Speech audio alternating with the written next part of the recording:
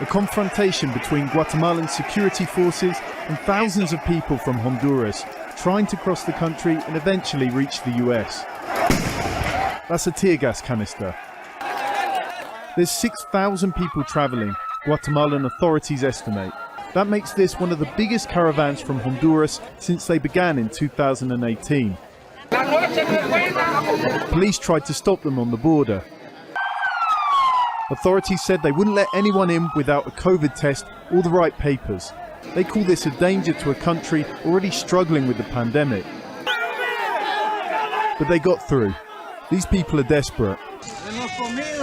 Honduras was already one of the poorest and most violent countries in Latin America. But first the pandemic and then 2 massive storms in November have made things worse.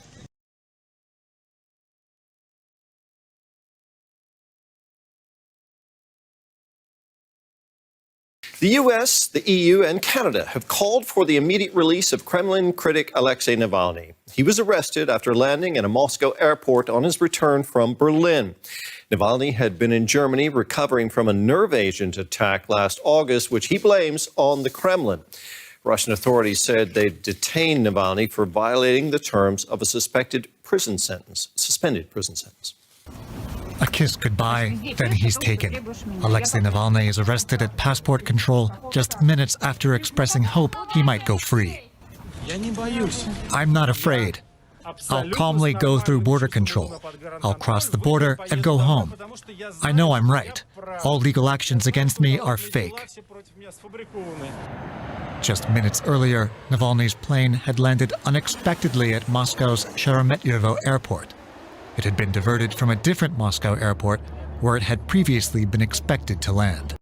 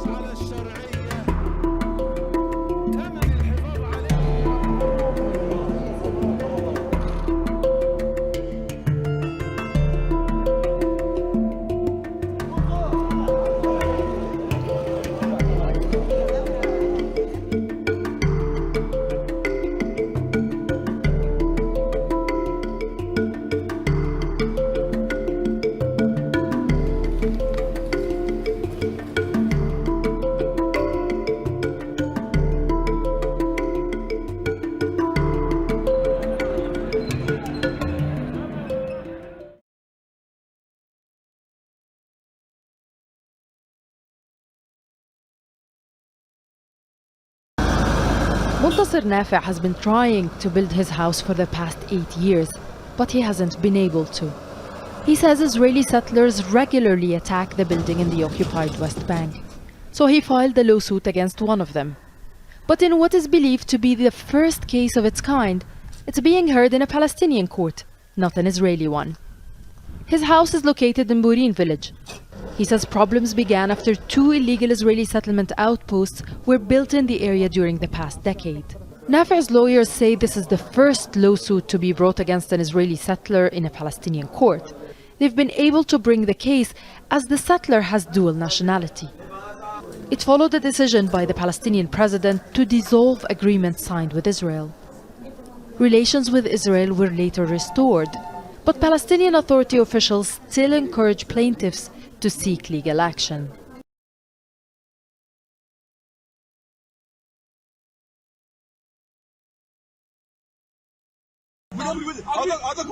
A man is humiliated in the street by a police officer.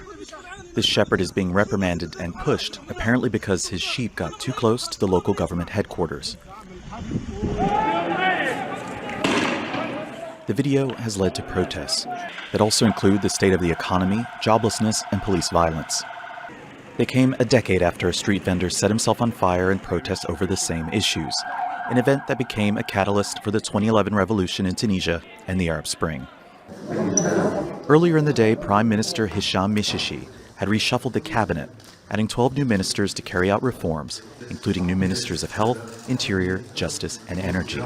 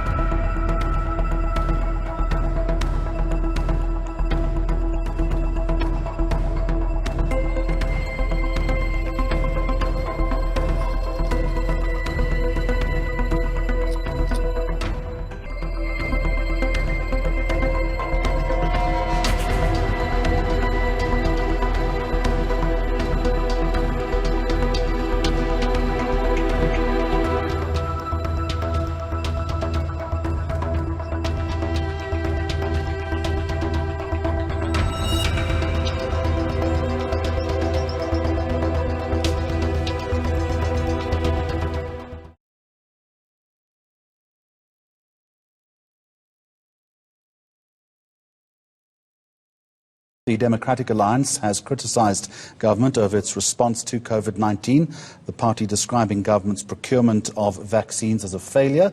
It's now threatening legal action if the president fails to provide a detailed plan for the rollout. Well, Jeremy, the DA is saying that the government has dropped the ball in terms of procuring those vaccines for the country. They're saying that the government, in fact, has dragged its feet when it comes to the issue of vaccines, saying that they did not act on time to try and get those vaccines for the country. But of course, they're saying that there's still no clarity exactly on the rollout plan of the vaccination in the country, given the fact that there's still no indication exactly how many doses the country will be getting, and also the fact that we don't know how much this will cost, and also what exactly will the rollout entail?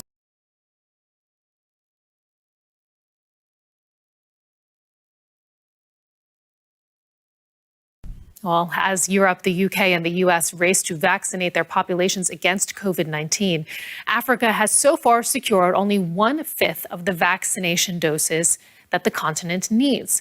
The African Union says it has secured 270 million COVID-19 vaccine doses, which will be made available this year.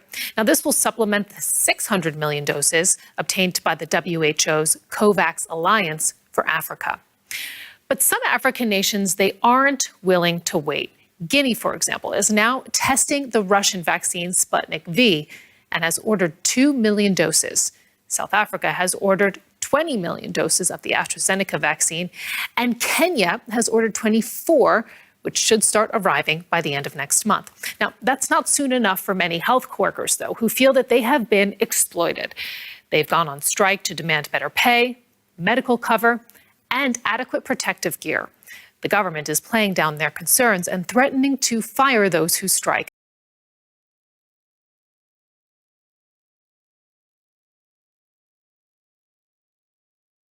A week after the explosion, which took place at a gold mine, pushing several miners underground, a hope of life has sparked again. A note was sent up to the rescue team by the trapped miners. The note said that 12 miners are alive and that the trapped miners were in dire need of cold medicines, painkillers, medical tape, external anti-inflammatory drugs. They also said that 3 people are suffering from high blood pressure and need immediate attention. It read that 4 people are injured. The writer of the note further asked rescuers to send down some drugs and also warned that there is a large amount of underground water where the miners are trapped since several days.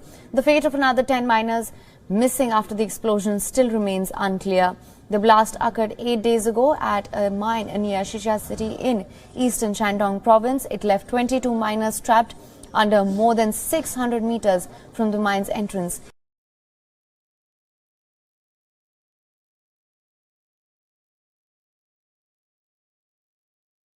A South Korean court sentenced the de facto head of Samsung Electronics to 2.5 years in jail on Monday.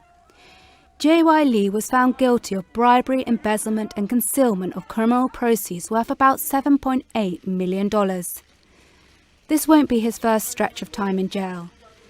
Lee was first convicted of bribing an associate of former President Park Geun-hye in 2017. He only ended up serving a year of a 5-year sentence after he was granted an early release on appeal. The Supreme Court later sent the case back to the Seoul High Court, which handed down this latest ruling on Monday.